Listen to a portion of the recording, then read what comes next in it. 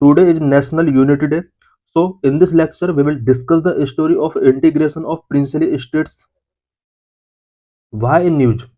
Today is National Unity Day and 150th birth anniversary of Sardar Vallabhbhai Patel, India's Iron Man. Various activities such as parades, run for unity, cultural events, and a pledge to uphold India's unity conducted on this day. The day celebrates Patel's historic role in unifying more than 560 princely states after independence and promoting peace and integrity. National Unity Day 2025 inspire every citizen to uphold India's unity and diversity and strengthen the foundation of a secure, harmonious nation. Historical background of National Unity Day. The idea of National Unity Day was first introduced in 2014 by the Government of India to honor Sardar Vallabhbhai Patel, the country's first Deputy Prime Minister and Home Minister. After independence in 1947, Patel faced challenges of integrating over 560 princely states, covering nearly 40% of India's territory and population into one united nation.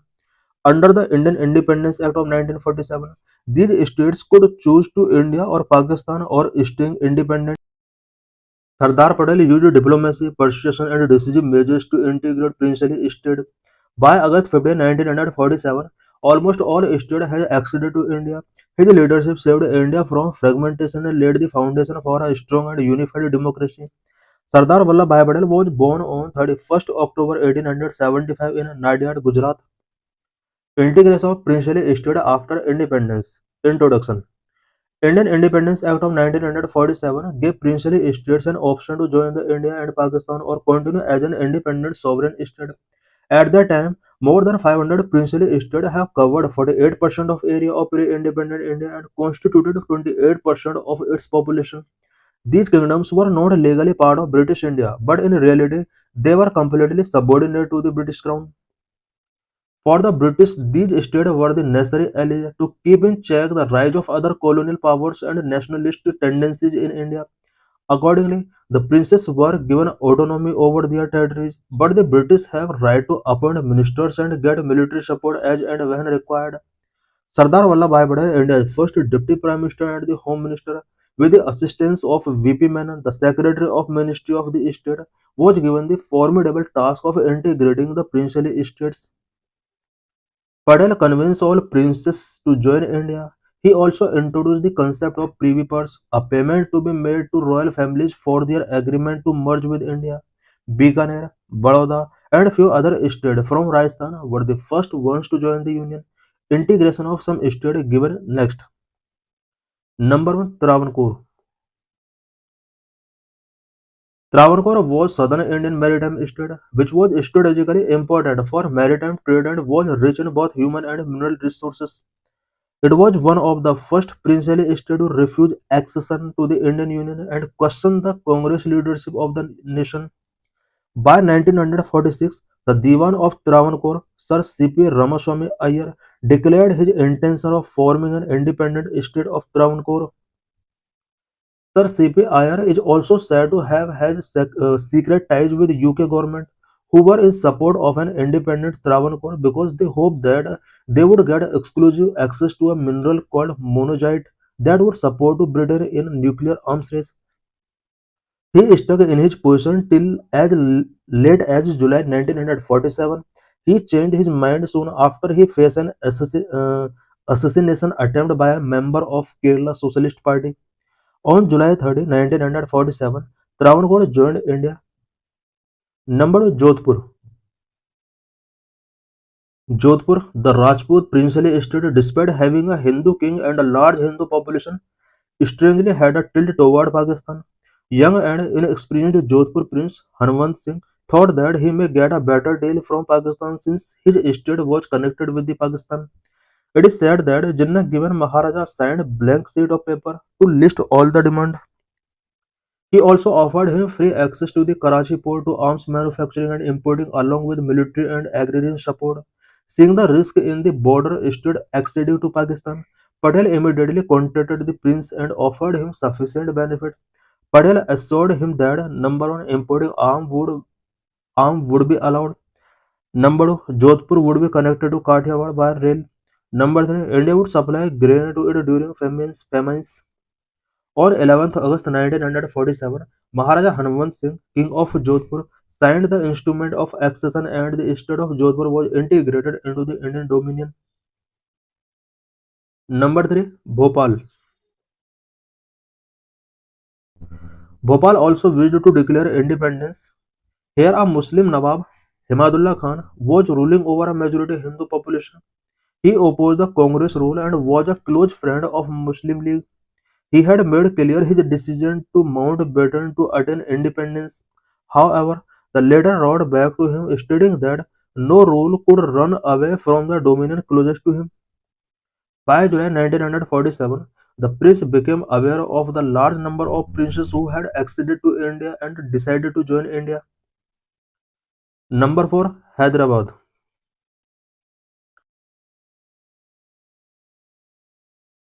Hyderabad was the largest and richest of all princely estates, covered a large portion of the Deccan Plateau.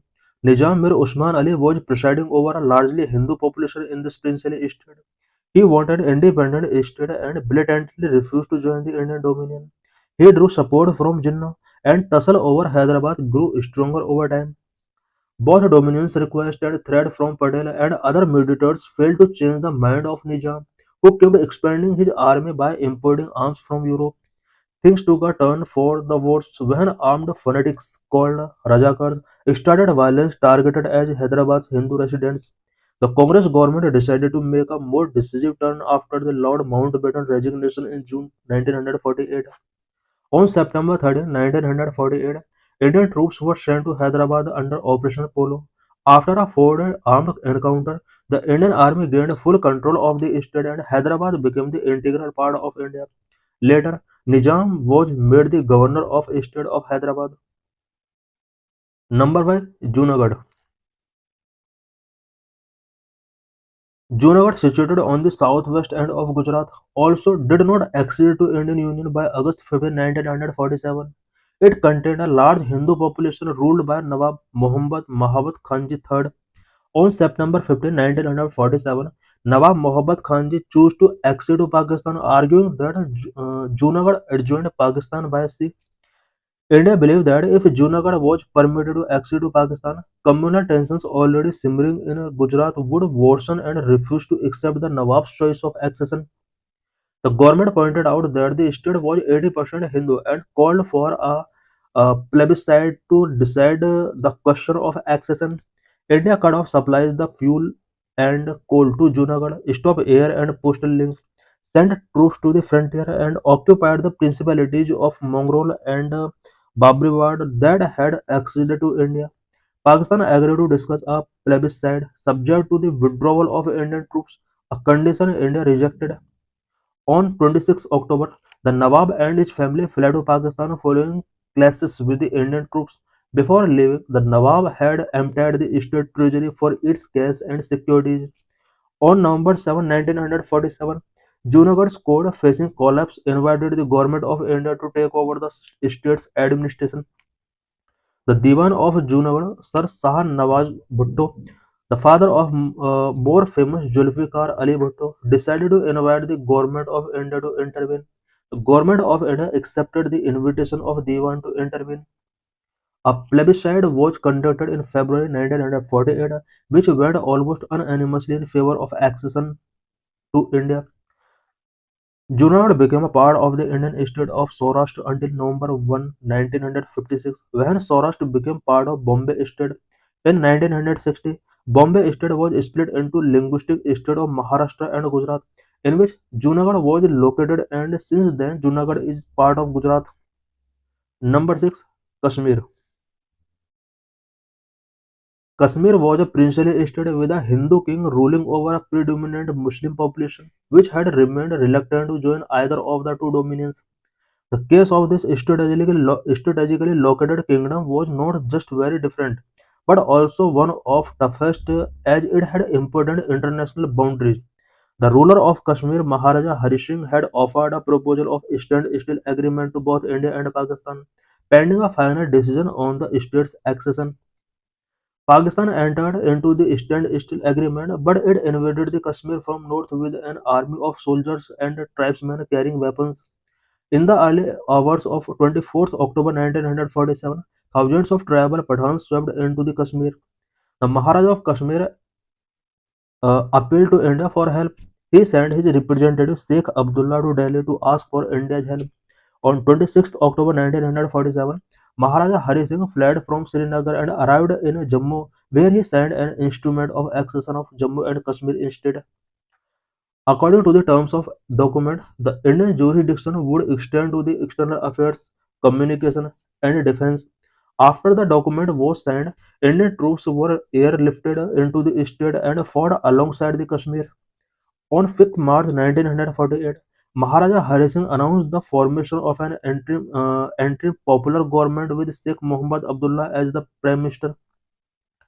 In 1951, the State Constituent Assembly was elected. It met for the first time in Srinagar on 31st October 1951. In 1952, the Delhi Agreement was signed between Prime Ministers of India and Jammu and Kashmir, giving special position to the state under Indian constitutional framework. On 6th February 1954, the Jammu and Kashmir Constituent Assembly ratified the accession of the state to the Union of India. The President subsequently issued the Constitution Order under Article 370 of the Constitution, extending the Union Constitution to state with some exceptions and modifications. As per Section 3 of Jammu and Kashmir Constitution, Jammu and Kashmir is and shall be an integral part of the Union of India. On 5th of August 2019, the President of India promulgated the Constitution Order 2019.